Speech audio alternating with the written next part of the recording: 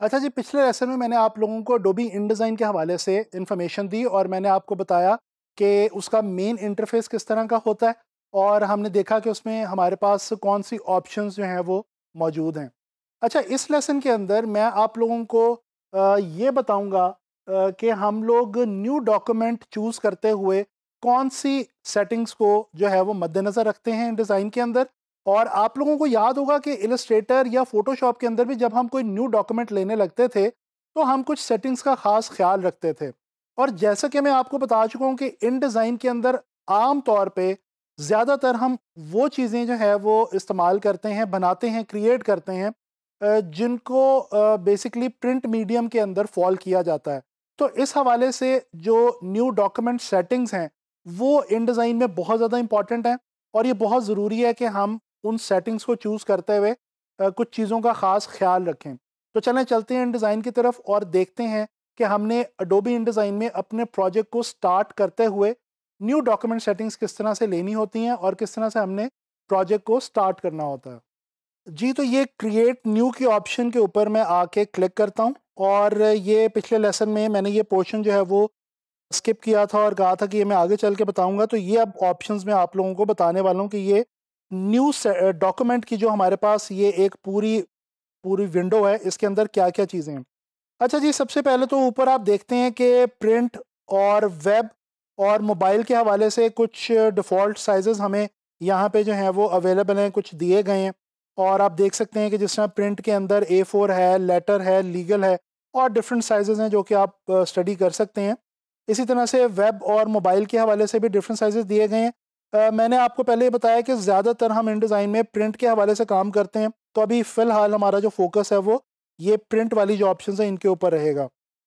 अच्छा, ये जो हमारे पास बनी हुई हैं डॉक्यूमेंट प्रीसेट्स, ये जो अवेलेबल हैं, इनके अलावा हम खुद से भी कोई डॉक्यूमेंट प्रीसेट जो है वो बना के सेव कर सकते हैं। उसके लिए ये बटन हमारे पास अवेलेबल है।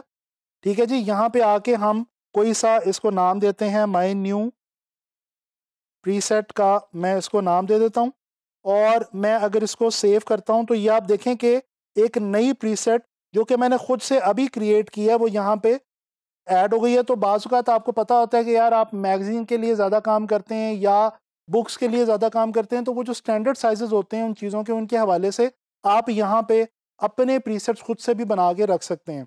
यहाँ पे हमारे पास ऊपर जो है वो एक डस्टबिन का आइकॉन है, इस पे जैसे ही हम क्लिक करेंगे तो ये जो हमारा बनाया हुआ प्रीसेट था ये डिलीट हो जाएगा। अच्छा जी, यहाँ से हम रीनेम भी कर सकते हैं इसको। इसके बाद यहाँ पे आते हैं नीचे हमारे पास कौन सी इंपॉर्टेंट ऑप्शंस हैं जी। सबसे पहले तो जी, जैसा कि इलस्ट्रेटर फोटोशॉप में भी हमने देखा, हमारे पास ऑप्शंस हैं विड्थ और हाइट यानी कि साइज और उसके साथ यूनिट ऑफ मेजरमेंट। अच्छा, यूनिट ऑफ मेजरमेंट में हमारे पास पॉइंट्स, पिकास, इंचेस वगैरह काफ़ी सारी ऑप्शंस मौजूद हैं, मिलीमीटर्स भी हैं।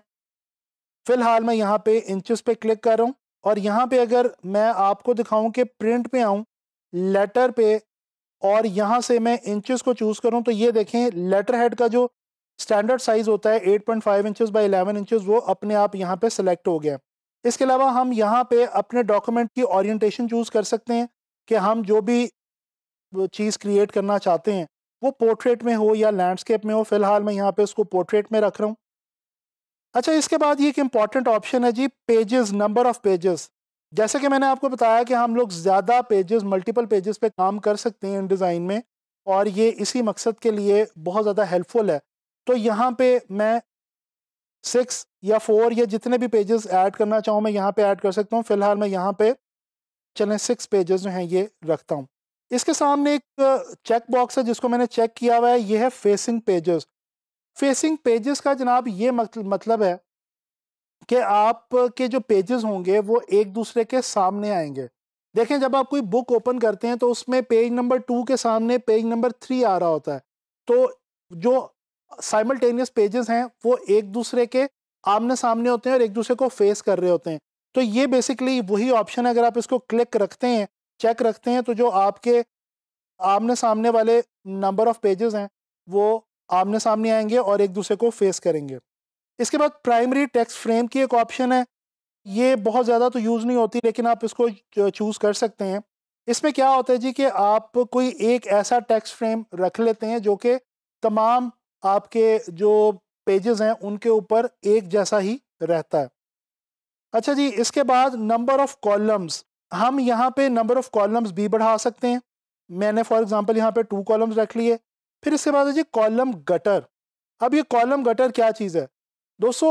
आपने कोई न्यूज़पेपर या मैगजीन ऐड उठाए, आप मैगजीन देखें तो आपको पता चलता है कि जो कॉलम्स होते हैं उनके बीच में, टेक्स्ट के कॉलम्स के बीच में स्पेस होती है।